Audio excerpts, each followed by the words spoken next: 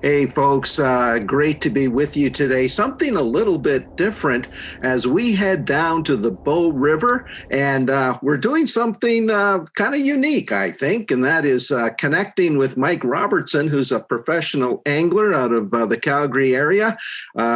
He has a guide service, and he has agreed to go out on this crisp morning to talk to us a little bit about fishing the Bow River. Mike, good morning. It looks like just an amazing day. Good morning, Michael. She is chilly today, but it's beautiful out here. Doing a little winter fishing the Bull River, which is really, really cool. We have a lot of inner city opportunities, so you can literally drive. We're like right in the city, as you can see behind me. So you can drive to several, many different places in the city and actually fish right inner city all year long. So it's really, really neat to be here on the Bow River with you this morning. Thanks for having me. Mike, is it an opportunity that is, I guess, do you get a lot of people to show up on a winter day along the banks of the Bow? Are they taking Yeah, advantage of the winter opportunity? I think more of my guiding service is geared more towards the summer months, Michael. But I'm able to get out and get fishing in the winter time. So for the business side of it, it's more people show up spring, summer, fall, and then I get to do the winter fishing opportunities out here on the Bow Inner City. So kind of lets me fish and gives me an opportunity to actually fish because when I guide, I don't get to fish, right? So. So why don't we talk a little bit about the equipment? I think it's Sure. probably one of the last things people think about is spin fishing in the middle of winter. hmm So walk us through what your setup is to fish the Bow this time of year. Maybe we can just get the camera to come in a little bit closer Sure. to you. Yeah. Maybe you just want to move in here a little bit, and then we can show you what's going on. This is a Fenwick HMG series, so it's a $120 medium action spinning rod, paired with a Fluger President XT right here. So this is a big capacity reel, Michael. We have a very wide river, as you can see here. It's at least 200 yards wide from bank to bank. So I always suggest people to buy the proper gear for the proper situation. So you don't want to have an ultralight rod and a small little reel with, a Canadian Tire line. You want to, because these fish grow big in the river system here. So you want to have the proper gear for the proper situation. This is 8 pound high quality monofilament line, Berkeley XT, 8 pound test line. So I always suggest that you have the right kind of gear for the situation. So like when you're fishing water, like cold water, it's super important that you present the lure very slowly.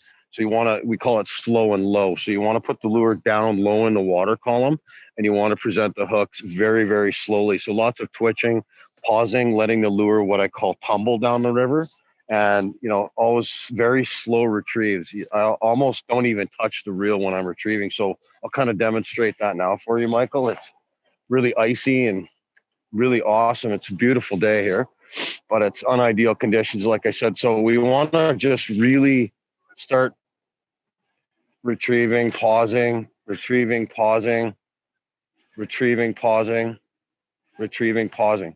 So lots of very slow pausing and letting the lure tumble down the river. That's extremely important in the wintertime when the river's really cold. And are you targeting specific species of fish, Mike? Yes, sir. Like in the wintertime, Michael, you'll get a lot of big brown trout that are super hungry. The food source depletes. So what ends up happening is they're eating these little small larvae on the side of the river. There's always a tiny bit of a hatch. You'll get a lot of larvae drifting down the side of the river, especially when the water warms up to like, +4, +5 degree days. We've had Chinooks here the last, week, 2 weeks. The weather's been incredibly nice.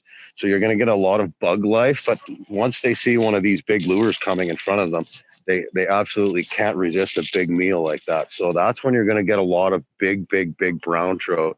You're also going to catch a lot of rainbow trout in the winter, but predominantly we're looking for like the biggest browns we can possibly catch. And in terms of special regulations, I know in the past the Bow has been somewhat of a challenge to decipher what's open and where it's open. How are things now in terms of maybe first time anglers going down? What do they need to know in terms of regs? Sure. Perfect question. Very, very important to check your regs always. So what happened about 3 years ago, Michael, is we opened the Bow River up to fishing all year round. So we opened that from the Bow Glacier all the way down past the Cars Land Weir. So it's open all year. And then we made the Bow River a complete catch and release fishery only. So you can only all fish must be released. So if you catch a pike or if you catch a, something like a bull trout or something different than what we're targeting, all fish must be released. So basically it's a catch and release fishery only. And now it's open all year long from all the way from the Bow Lake, Bow Glacier, all the way down past the Cars Land Weir. And in terms of fish handling, it's cold, lots of snow. Any tips on how to properly handle a fish and get it back into the water? Absolutely. Very important question. I'm glad you asked that, Michael. Having a high quality net, something like a rubber meshed net, suitable for, to keep the slime coat on the fish is extra important. And the same thing when the river's really cold, like everything's going to freeze really quickly. So you want to be very, very cautious of that. Their eyes will freeze, their body will freeze.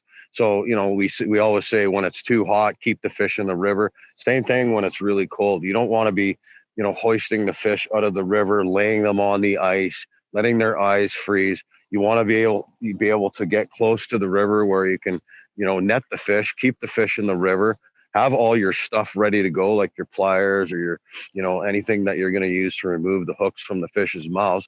Leave the fish in the river as much as you can. If you're going to take a quick picture, which I don't really try to do. Sometimes I do, sometimes I don't, depending on the temperature of the day. Just have everything ready right there. Have your friend ready to go. Quickly lift the fish up, take a very, very quick picture, and then put the fish back in the river, release it gently, and away you go. So it's super critical to have. I always say, be prepared to catch the fish. You don't want to be fumbling around for the pliers. You don't want to be looking for the camera. You don't want to be, you want the net beside you. You want everything ready to go. So the fish has the best chance of survival. We want to preserve the fishery for many possible years as we can. And my final point, I guess, Mike, is if folks are interested in getting a day out with you, how would they go about doing that? Sure, you can contact me through my website. The web address is www.bowriverblog. You can also find me on Facebook. I have a Facebook page. That's Bow River Blog Guided Fishing Tours Incorporated. Outstanding. Well, you could not have picked a better day, Mike, to sort of introduce us to winter fishing on the Bow River. I want to thank you so much, and we'll let you get back to work. Beautiful. Thanks so much for your time, Michael. I appreciate you having me.